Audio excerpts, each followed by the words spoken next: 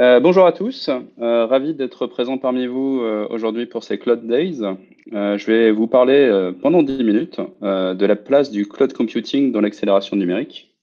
Je me présente tout d'abord, je suis directeur général et cofondateur du cabinet CISC, qui est un cabinet conseil en accélération digitale, et on va parler justement un peu de cette accélération de la transformation digitale. Alors tout d'abord, la question qu'on pourrait se poser sur le sujet d'aujourd'hui, c'est pourquoi le cloud computing? Aujourd'hui, en fait, on s'aperçoit qu'en 50 ans, les entreprises et organisations ont bâti des systèmes d'information qui sont très hétérogènes, qui sont composés la plupart du temps d'un empilement de briques technologiques plus ou moins compatibles.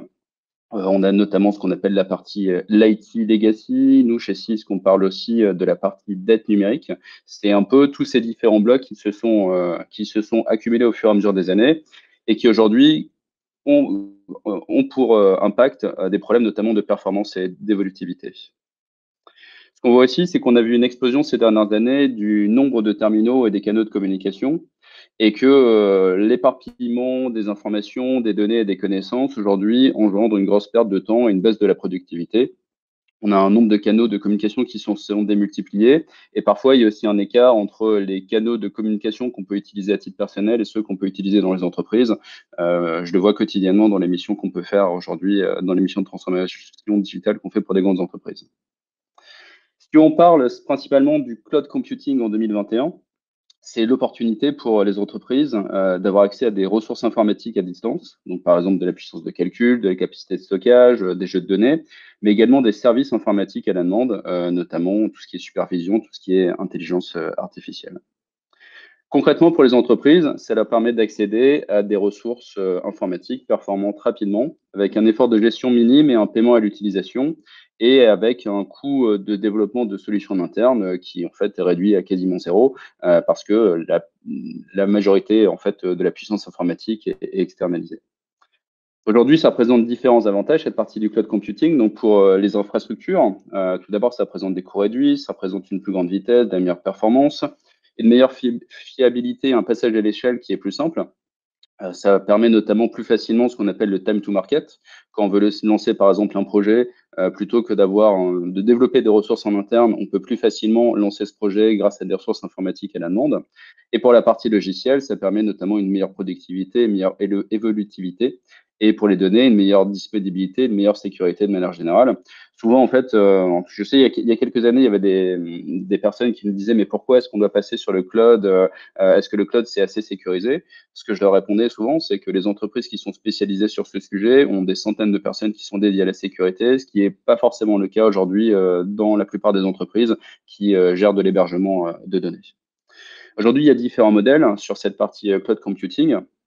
On peut donc, soit par exemple, on a les données sur site, hein, ça c'est ce que historiquement on a fait dans beaucoup d'entreprises, soit on a des modèles où on va être sur de l'interface as a service ou de la plateforme as a service pour aller jusqu'à ce qu'on connaît le plus habituellement, qui est la partie software as a service, qui est du logiciel à la demande. Donc ça, c'est un peu ce qu'est le cloud computing aujourd'hui. Et si on s'intéresse plus précisément à la transformation digitale et l'impact de la partie cloud par rapport à ça, il faut d'abord se dire, c'est quoi la transformation digitale?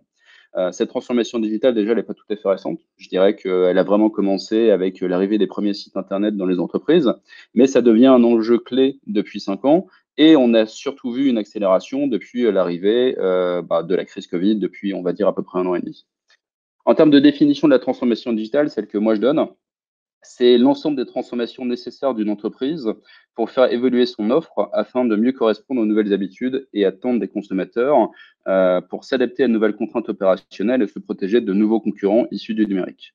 Ce qu'on peut se dire, c'est que sur cette partie transformation digitale, tout ce qui aurait dû être numérisé l'a été. On a ajouté beaucoup d'ordinateurs dans les entreprises et dans les foyers. On a quasiment tous Internet aujourd'hui. On a tous des smartphones. Donc, ce qui devait, entre guillemets, devenir numérique l'a été. Aujourd'hui, si la question est plus vraiment de dématérialiser ou de désintermédier, c'est plutôt comment est-ce qu'on arrive à optimiser l'existant et qu'on arrive à innover. Par rapport à ça aussi, on observe l'arrivée de ce qu'on appelle l'économie, l'avènement de l'économie à la demande. où aujourd'hui les consommateurs, en un clic sur un smartphone, peuvent avoir accès à peu près tout, que ce soit une voiture, que ce soit à manger, que ce soit quelque chose qu'ils vont commander sur un site de e-commerce. Donc tout est accessible aujourd'hui de façon très simple. Donc ça demande aussi beaucoup d'espace de calcul, beaucoup d'espace de stockage.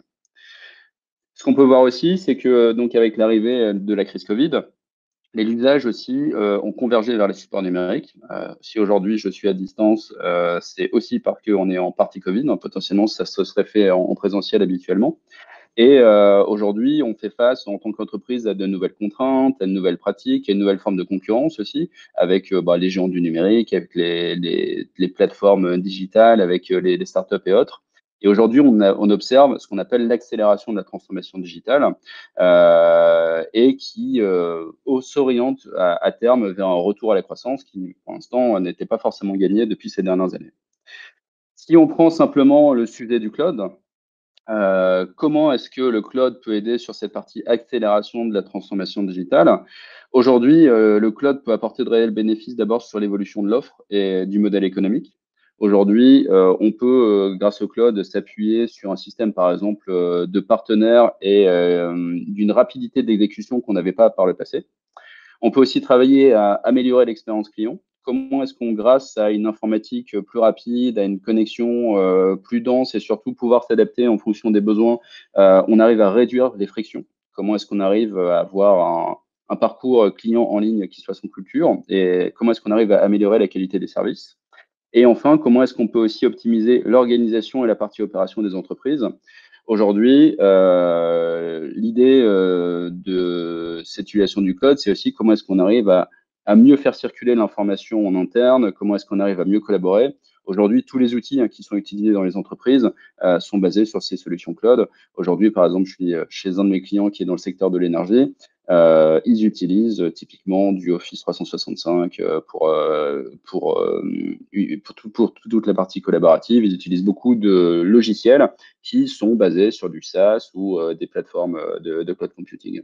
Et tout ça permet bien sûr de générer une plus grande agilité.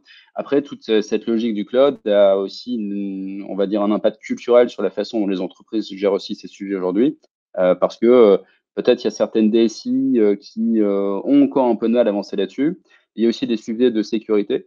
L'entreprise dans laquelle je suis spécifiquement aujourd'hui, par exemple, ne fera jamais vraiment du pur cloud hébergé chez quelqu'un d'autre. Ce sera du cloud hébergé sur leur propre serveur pour des raisons de sécurité. Et ça veut dire aussi que les fournisseurs de cloud aujourd'hui doivent s'adapter parfois à ces problématiques. Donc c'était ma petite vision de la place du cloud dans l'accélération numérique. Merci en tout cas pour votre attention. Et cette intervention sera disponible en replay. Et je vous souhaite une excellente fin de journée avec 3DS Outscale et lors des Cloud Days. Merci beaucoup.